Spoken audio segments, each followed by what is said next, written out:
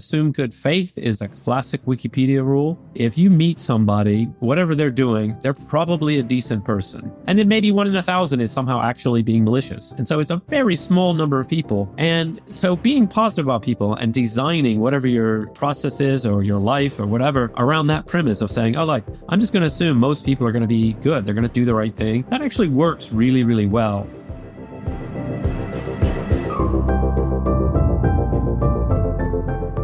That's Jimmy Wales. He's the co-founder of Wikipedia and the Wikimedia Foundation. Jimmy knows a thing or two about what it takes to earn people's trust, and today he's here to share some of that wisdom from his latest book, The 7 Rules of Trust, a blueprint for building things that last. So you'll learn 1, how trust helped Jimmy achieve 52 times his previous productivity. 2, the common assumptions that erode trust. And 3, how our systems can encourage mistrust. And if you want a quick summary write-up of these actionable takeaways, I recommend you drop on by awesomeatyourjob.com and sign up for the free Gold Nugget email newsletter. And if it's your first time at Awesome at Your Job, welcome. I encourage you to check out what we've got to offer by looking at the very earliest episodes labeled 0 and then A, B, C, D, E, F for a taste of all that we've got to offer. Great to have you. I'm Pete Bakaitis. This is How to Be Awesome at Your Job. And now, here's Jimmy.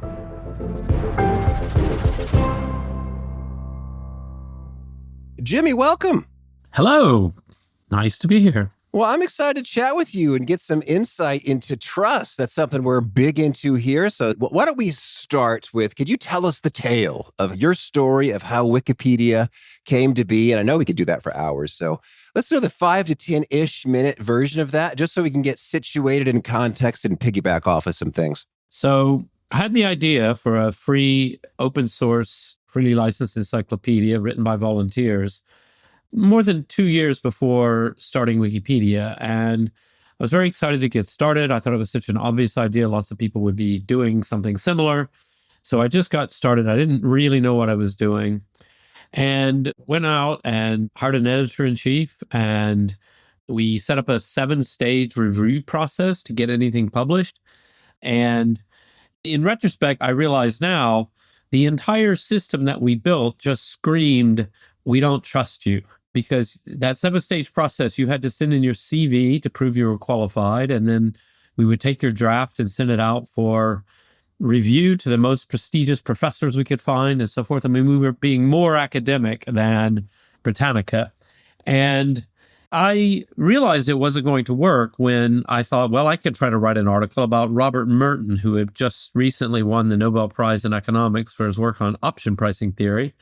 And in grad school, I had published a paper on option pricing theory, the mathematics of it. And so I knew his work very well.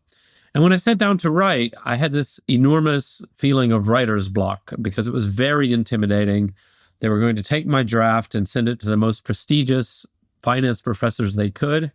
I hadn't been in academia for a few years at that time. So even though I was familiar with his work, it was a very scary thing to contemplate.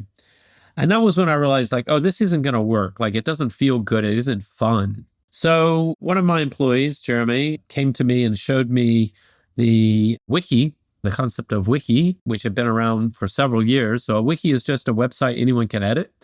And the word wiki comes from a Hawaiian word, wiki, which means quick. So quick collaboration is the concept. So, a wiki is a website where you can just quickly write and share and so on, which was pretty radical at the time. I mean, these days we have Google Docs and everything else, so it doesn't seem as radical, but that wasn't really a thing back then. And it worked. Within 2 weeks, we had more work done than we had in almost 2 years. Yeah, it was really quick. 52x. There you go. Yeah, because we had this community that had grown up for 2 years, and we had a mailing list, and we had spent 2 years talking about an encyclopedia, talking about how to build it, what it should be like, neutrality, all of the kind of values of Wikipedia. But we had created a system that didn't trust people and therefore didn't make any progress. People were very intimidated. It wasn't very fun. So even though people liked the idea, it didn't really move forward. But that act of opening up and just saying, okay, look, everybody just come and write. We'll figure out as we go along. Well, in the early days, I assumed we were going to need to assign someone to be the editor-in-chief of the American history section. And, I still had a top-down mentality in the early days. But after a short period of time, it was like, oh, that doesn't seem to be in any way necessary or even useful to have someone like that. In fact, the community looks after each other and monitors each other and so on and so forth. So the whole journey there was really about realizing like you can trust people and that's the way to make progress. This is fascinating stuff. And boy, from 7 stages of approval to 7 rules of trust. It's kind of fun little parallelism there. Yeah. Somebody the other day, I'd never thought of this. Somebody the other day said to me, oh, so the first system was like the 7 rules of mistrust. I said, oh yeah, I didn't think of it that way, but that's actually quite good. Mm-hmm. That's beautiful. Well, so your book is called The 7 Rules of Trust. I'd love to hear any particularly surprising or fascinating discoveries you've made about human beings and trust along your journey or in putting together this book. There's a lot, really. I mean, I think one of the keys is, I think it's rule 4 in the book, is give trust to get trust. That by being trusting, then people will trust you. And I think that's a little counterintuitive or a little surprising to people, although it actually isn't, I think, once you really think about it. You know, if you think about how you conduct yourself in relationships and things like that, if you approach someone and you trust them and you make it clear that you're trusting them, they're very likely to reciprocate because humans are like that. People are very pro-social and they like that kind of environment. So in a workplace, the kind of manager who trusts the employees to get the work done tends to be rewarded with employees who are trustworthy and who work to get the work done because they appreciate that.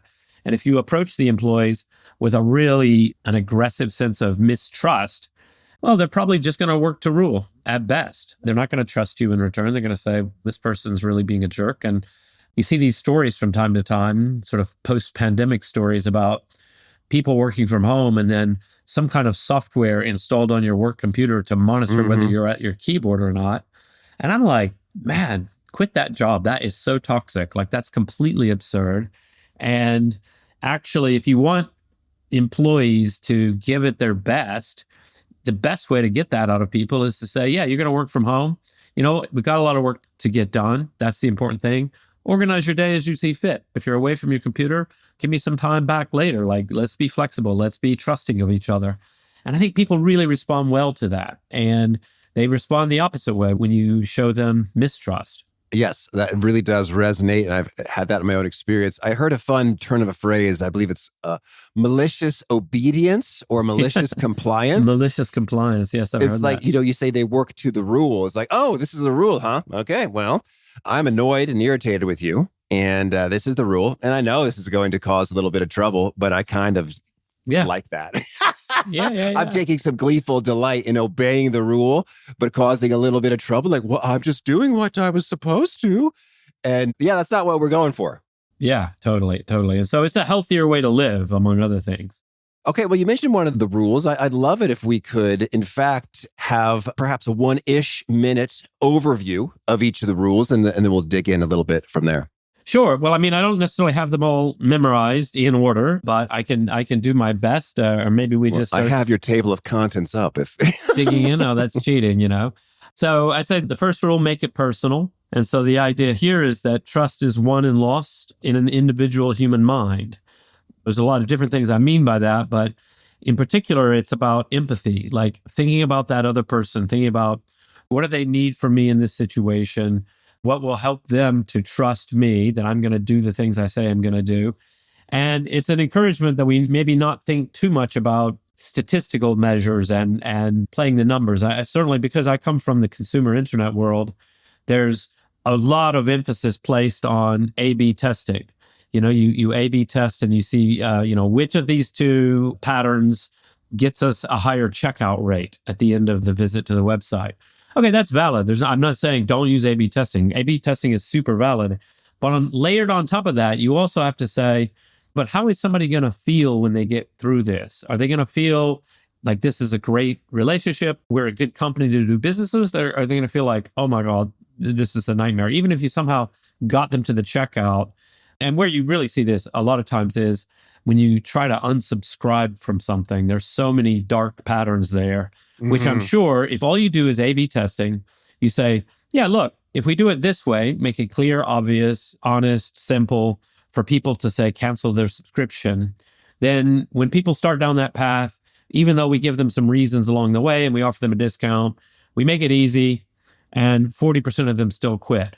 If we send them in an endless loop and then force them to call us on a phone later, then only 3% quit. And you think, oh, great, well, we're going to do the difficult way. No, you've just undermined trust. You've just undermined any chance of ever getting that customer back. You've undermined your reputation, the word of mouth. I mean, it's just super toxic. And so, yeah, they'll hop on Reddit, trash you. yeah, people go crazy about that kind of stuff. I mean, I personally just can't stand it. And I sort of have my own internal blacklist of companies I'm never going to deal with again. And so, that's the kind of thing where make it personal. So be positive about people. So assume good faith is a classic Wikipedia rule. I've talked about this a little bit already, that under rule 4, be trusting. But here it's like, it's a good bet. If you meet somebody, whatever they're doing, they're probably a decent person. If you meet 1,000 people, 990 of them are going to be fantastic people. Probably 9 of them are going to be annoying. They're still not malicious. They're just like annoying people. And then maybe 1 in 1,000 is somehow actually being malicious. And so it's a very small number of people. And so being positive about people and designing whatever your process is or your life or whatever around that premise of saying, I'm just going to assume most people are going to be good. They're going to do the right thing. That actually works really, really well. And then, we talk in rule 4 about the reciprocity piece of that. One of the reasons it works really well is because people like to reciprocate that. Rule 3, create a clear purpose. That one's fantastic. So this really, I'd say, when people say, what do you think is the one rule of trust that has been really instrumental to the success of Wikipedia? And I would say it's this. Like Wikipedia, the goal of Wikipedia is a free, neutral, high-quality encyclopedia. And that's what we're here to do. And that defines everything about everything that we do. And what does that mean? It means when we come to decisions, we've got a North Star, something to guide us. We know what it is that we're trying to do. We have a good purpose, and we're able to follow that purpose. And it gives everybody an organizing theme. And a lot of times, people don't sense that kind of clear purpose, and they're not really sure what the point is of what they're doing. And this is, frankly, I believe, one of the problems with a lot of social media is because the company's purpose is, frankly, it's just show as many ads as possible and get as many clicks on ads. And if that's their core purpose, they lose sight of a lot of things about what users really want and need out of a social media platform.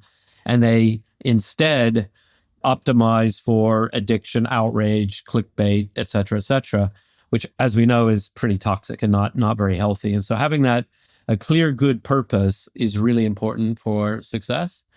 Skipping 4, because we did 4 already. Rule 5, I think this chapter is titled something like Your Mother Was Right. And this is about be civil, be nice, be kind to other people, disagree respectfully, you focus on ideas, no personal attacks is one of the core rules of Wikipedia. It's just useless. It violates our purpose, which is to write an encyclopedia. And it isn't practical. And obviously we see this in all kinds of ways, in all kinds of places, in all kinds of businesses, that being nice to other people is actually a fantastic way to get things done, because people are like, oh yeah, this is a nice person. This is great. I'm going to do what I can to further this. It's a relationship with this person or with this business that I like, and I'm going to cherish that. Be independent, maintain freedom from undue influence to build credibility. In this case, the Wikipedia reference I would get is we're not funded by governments. So governments have no influence over what we say and what we do. We aren't funded by a handful of billionaires or one billionaire. I mean, you can imagine how that might end in tears. We're funded almost exclusively by the small donors. The average donation to Wikipedia is just over $10. I've seen your messages, Jimmy. Oh, yeah, you've seen the messages, yeah. And this is why it's really important. It's important for our intellectual independence that we have the ability to say, you can come and offer Wikipedia $1 million to change an article, and we're just going to go like, sorry, that's not what we do. Like, we're not desperate for that.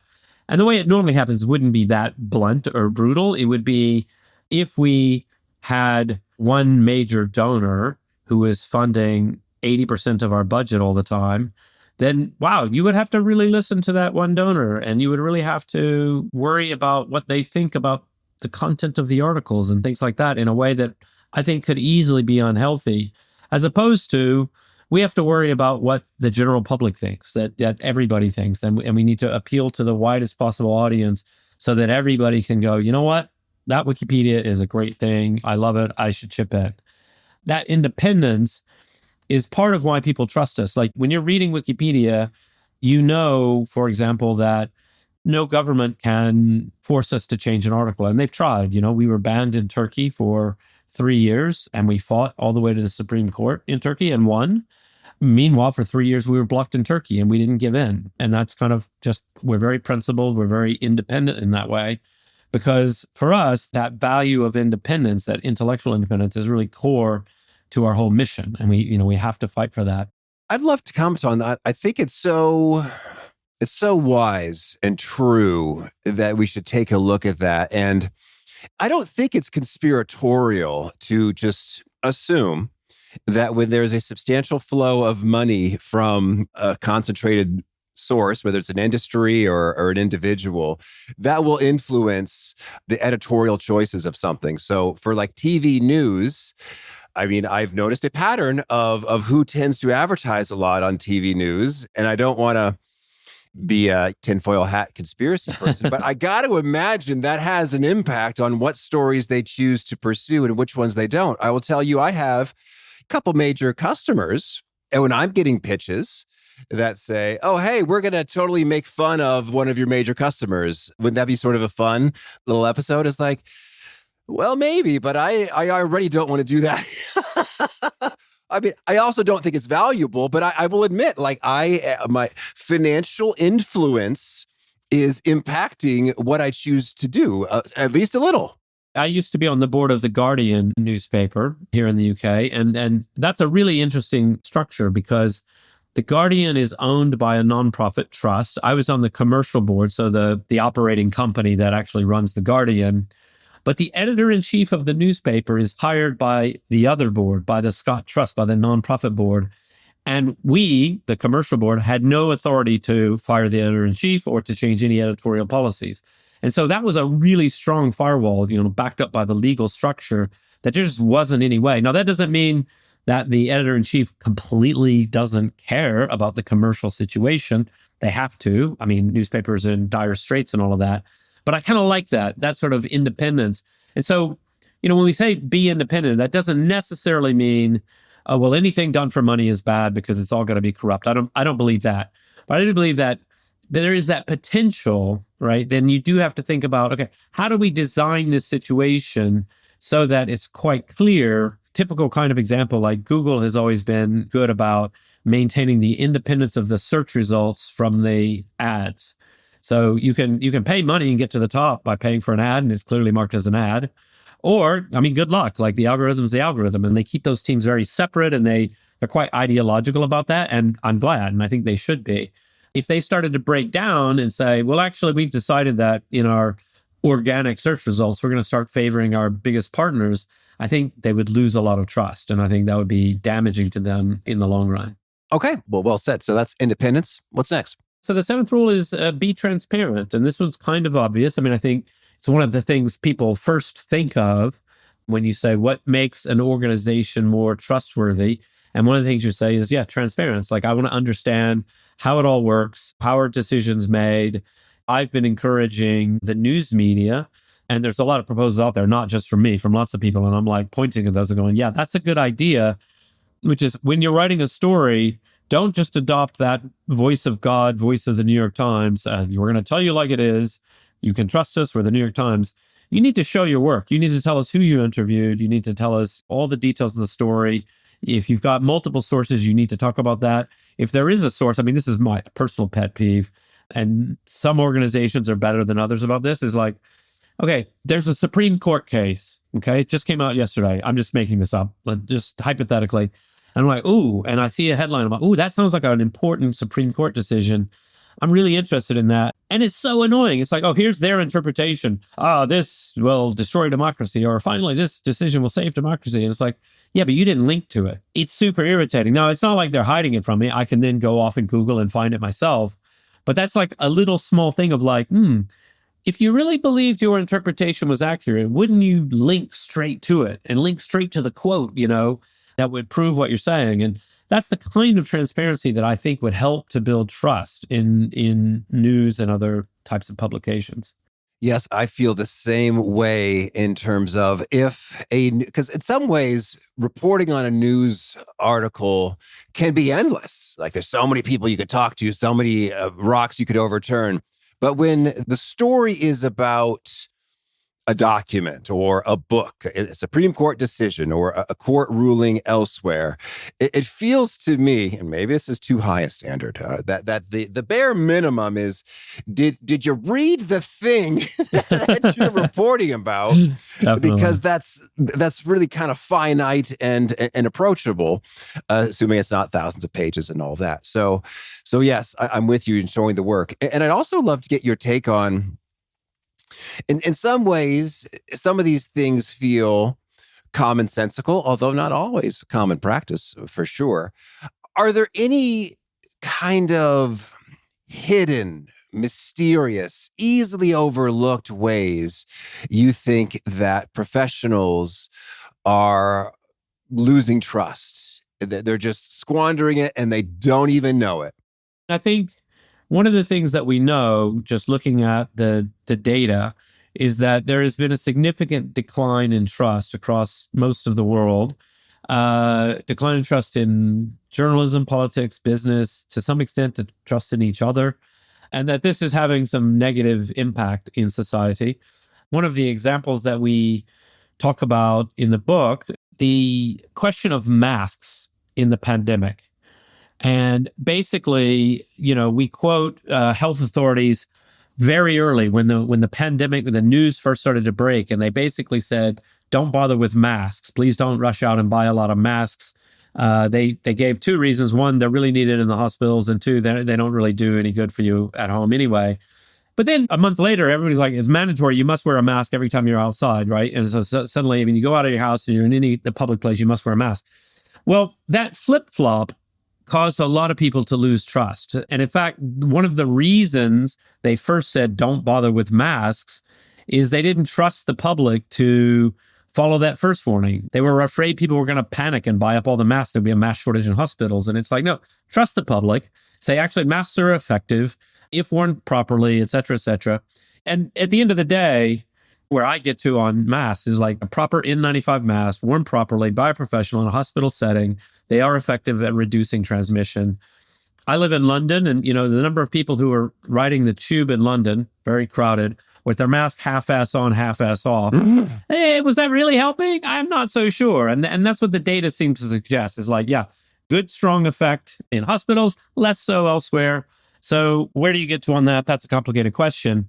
But my point here is really about that failure to trust the public resulted in a loss of trust. And I think an example of this, you could also look at a lot of environmentalists who have lost trust by overhyping concerns. They don't trust that the public will believe that there is a problem unless they make it sound worse than it actually is. And then when that's found out, I remember once there was some emails leaked that were quite, it's like, oh, that's really awkward. Like you're really talking about how to make a scaremongering story and you're a scientist. Like you're not trusting the public to be straight with them. And if you believe, and I think they do believe, and I think they're probably right, if you're really straight about climate change, it's a serious issue and we need to really do something about it. And the best way to convince people of that is not to over-egg the case and create scare stories, but to be straight and say, well, look, here's the problem. Here's some mitigations. Here's the most likely scenario. Here's some worse scenarios. Here's some better scenarios. Because I think people just do respond to that. And they then trust the scientists. And I think if people feel like, oh, the scientists have become politicized, then they're less trusting. And I'm thinking about just the notion of, as humans, we like certainty and we like our experts, our authorities to just say with clarity and confidence, this is the thing. Like, oh, okay, that guy really seems confident. I guess I should follow that. And yet the science suggests that there's very little relationship between the confidence with which someone asserts something and the truthiness of that something. And yet if someone's coming out, it's like, well, you know what? Here's what we know. Here's what we don't know. Most likely it's probably like that nuanced, balanced, here are the uncertain elements kind of a presentation. Over time, I've come to appreciate that person more. It's like, okay, I feel like it's more likely they're telling me the truth, and so I should latch on to that. But it seems that the masses, or they go like, oh, this guy doesn't know Jack. Let's go to someone else who has more confidence. Yeah. But you know what? I think the evidence shows the opposite. I think the evidence shows that the mass public doesn't trust people just because they're overconfident. And in fact, that oftentimes they see right through it and they see this is a blowhard who's blowing smoke. And sometimes they don't care because they don't trust anybody. But I think it's sort of like you can get some headway in the short run, maybe by doing that, but you'll be found out pretty quickly because people, I mean, like I trust, like people aren't stupid. People can see like, oh, actually, you made these claims, but they seem overstated to me. And then I looked into it for 5 minutes and I'm like, yeah, overstated. And, now I don't trust you. So it's an interesting thing. Yeah, maybe that gets back to that dark pattern example in terms of, that might get you the short-term result of the thing. And like you don't cancel your subscription, or you go, wow, check out this YouTuber. Let me forward and share their hot take. They're fired up. And then afterwards you go, oh, actually, oops, maybe not so much that person. Yeah. One of my favorite examples of this is Netflix in the olden days when Netflix was all about sending you DVDs in the mail. And I think everybody before that, now I'm showing how old I am, but it was a super toxic issue. You go to Blockbuster and then you would return your movie late and you would get these massive penalties. And heaven forbid, like the worst thing that could happen to you is you're cleaning your apartment and under the sofa you find, oh, yikes, here's a Blockbuster tape. How long has that been under there? Basically, the fine's so high, you've just bought the tape. It's $80 or something. And you're like, oh my God, this is terrible. And then when I first heard about Netflix, I'm like, oh, that's going to make me nervous having 3 out and you've got to send them back. And what if I lose one? You keep it as long as you wanted. Oh, there's no late fees? Yeah, no, just take 3. You can have 3. When you send one back, you can get another one.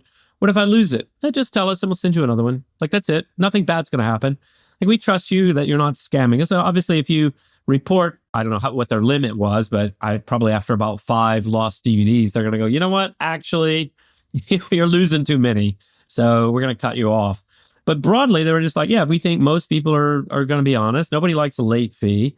Have 3 out as long as you want. And if you lose one, just let us know and we'll replace it. No problem.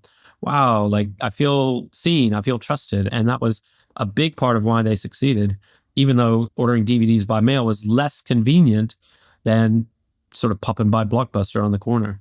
Yes, it is a good feeling. And I think that in a way that's one of the trickiest potential root causes of this stuff is that there are some things that are very easy to measure, like the behavior that I desire. And then there are other things that are much harder to measure. How much folks are trusting us and digging our vibe, as a brand, as a professional.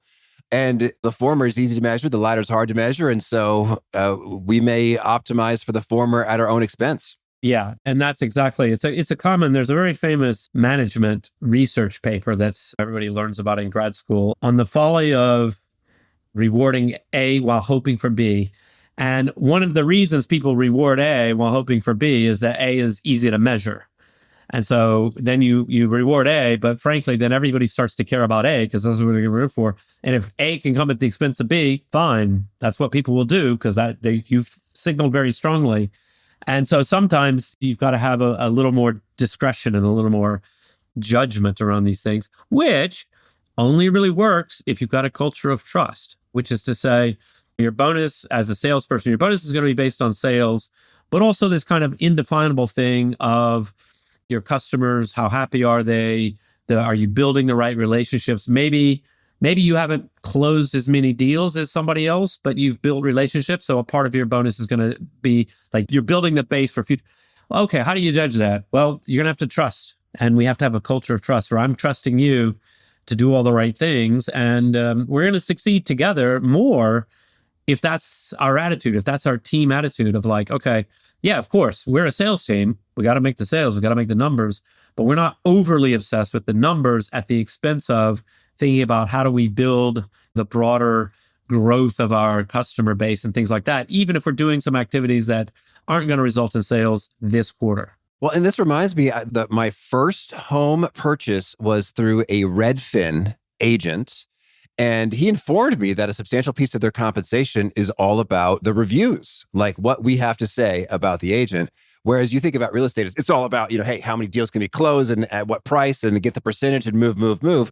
And so it was a different game. And sure enough, I was having a different experience in terms of, wow, this guy, Michael Linden. Yeah, that's great. I didn't know about that. I'm gonna read up on that. That's quite interesting. Yeah. Michael Linden is really over delivering. He gave me a ride in the rain one time. Like this guy rocks.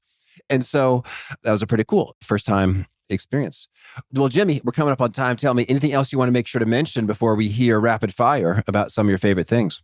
I know. I mean, it's an exciting time. I've been super busy promoting the book, and would appreciate if anybody thinks it sounds interesting, if you take a look. And, it's going to be a fun year for me because we've sold the book in 20 languages. So I'm planning to travel all over the world this year, talking to people about the book. So, great. Big thanks to Jimmy for sharing his wisdom with us. And big thanks to our sponsors. Check them out. One sponsor to check out is Monarch. One of my financial goals for 2026 is reducing expenses in the most painless way possible. And well, managing your money doesn't have to be a struggle this year. Monarch is a gorgeous personal finance tool that makes your money life easier. It brings your whole money picture from budgets to accounts and transactions and investments into one super handy dashboard on your phone or laptop. I was such a fan of the old mint.com and was super bummed when it disappeared. But the good news, though, is Monarch was founded by a team that includes the original product manager of Mint. And I dare say it's even better. I like the graphical summaries that help me drill down into things quickly and easily, and it helps me get to the bottom of anything that just seems a little weird or off and cool opportunities. In fact, Monarch helped the average user save over $200 per month after joining. So this new year, achieve your financial goals for good. Monarch is the all-in-one tool that makes proactive money management simple all year long. Use code AWESOME at monarch.com for half off your first year. That's 50% off your first year at monarch.com with the code AWESOME. Could you share a favorite study or experiment or piece of research? My favorite one from the book, and it just comes to mind because I nearly talked about it already, is research that showed that when newspapers endorse political candidates, it not only reduces trust with the people who disagree with the endorsement, it also loses trust among people who agree with the endorsement because now they feel like maybe the paper is always just shilling for their candidate. And I thought that was super interesting. And actually, one of the more optimistic things is like, oh yeah, people are pretty sharp. Okay. And a favorite book? One of the books that was really transformative, and I'm thinking because this is how to be awesome at your job, Stephen Covey's 7 Habits of Highly Effective People. That's probably why I settled on 7 Rules of Trust. I just like the 7 thing. But that book really taught me a lot and had a big impact on me at a point in my career when I needed to be effective, highly effective.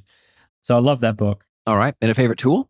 I would say my favorite tool right now is local LLMs, which I'm using for all kinds of fun projects and experiments and things like that.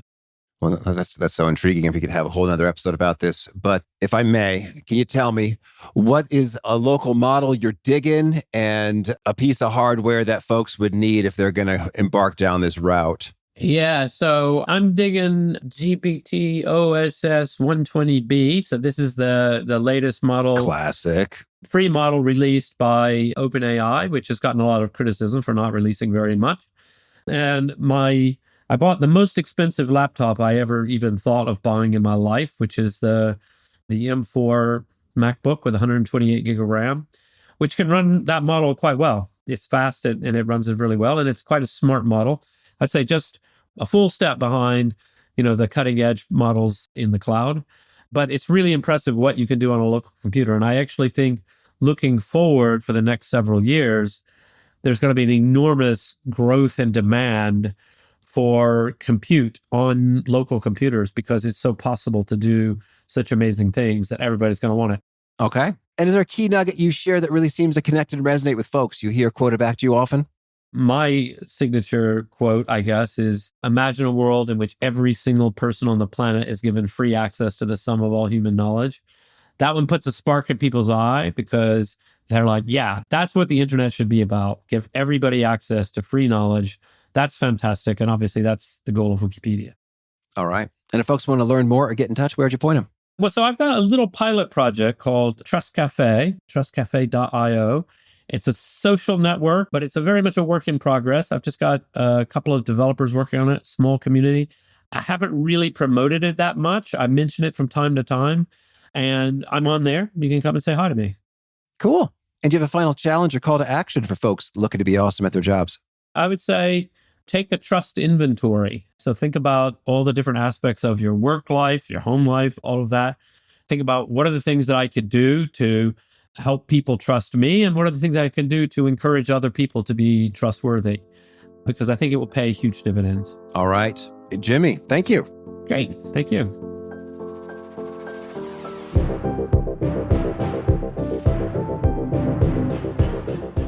I was so struck by Jimmy's story and how before there was a very rigorous multi-step process to investigate every article in great detail, and then was loosened to, hey, just anyone can submit the stuff. And not only did that dramatically increase the quantity 52 times, but kept the quality strong as well. Makes me wonder if there are opportunities in our own world where we're holding on a little too tight to process, systems, quality control, because we're worried they are going to screw it all up if I don't keep a close eye on it. Is that assumption really true and fair? Might it be beneficial to release the hounds, loosen things up, and see what could happen? Put some smart risk management safeguards in place so you don't have an utter disaster. But yeah, if folks are mostly trustworthy and extending trust liberates goodness, could be a huge opportunity in many domains. Great stuff from Jimmy. If you want to check out the show notes or the transcript or the links to items that we referenced, please drop on by awesomeatyourjob.com/EP1119. Hope to catch you next time, and peace.